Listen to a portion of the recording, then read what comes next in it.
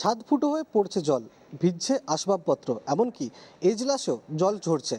এমনই ছবি পূর্ব মেদিনীপুরের তমলুকের একটি বিল্ডিংয়ের। এটা তার আগে থেকে আমাদের প্রসেস চলছে যে অলরেডি অফিস শিফটিং করার জন্য অলরেডি রেন্টেড হাউসও আছে, আর সেই হিসাবে অলরেডি উপর থেকে নির্দেশ দিয়েছে নিয়ারেস্ট যদি কোনো গভর্নমেন্ট বিল্ডিংয়ের কাছে সেটা চলে যাওয়ার জন্য।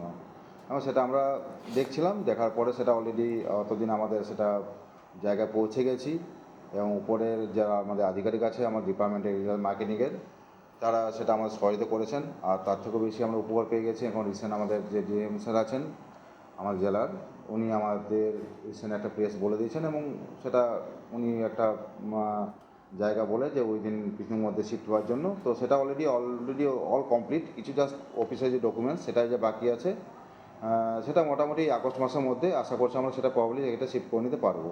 এই 4টি সরকারি দপ্তরের যে সমস্ত কর্মীরা, তারা রীতিমতো মাথায় ছাদ ভাঙার আতঙ্ক নিয়ে কাজ করে চলেছেন।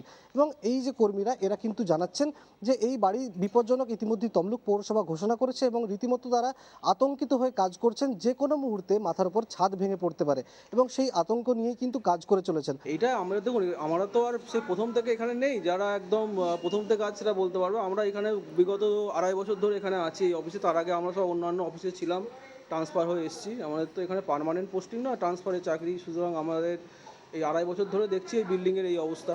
বদলির চাকরি আমার তো 2.5 বছর হয়ে গেল। তবে আমি শুনেছি সেটা হচ্ছে বেশ কয়েক বছরের পুরনো। আমাদেরই বোধহয় অফিস এখানে 15 বছর বা তারও বেশি হতে পারে। একটা আতঙ্কের মধ্যে রয়েছেন যে স্টাফেরা একটু আতঙ্কের মধ্যে রয়েছে। মাথায় ছাদ ভাঙার আতঙ্ক নিয়ে এই 4টি সরকারি দপ্তরে এখনও কাজ হয়ে চলেছে। কবে এই 4টি সরকারি দপ্তর এখান থেকে সরে যায় তা কিন্তু এখন দেখার বিষয়। আমার শহর তমলুক থেকে সৌম্যজিৎ চট্টোপাধ্যায়, কলকাতা টিভি।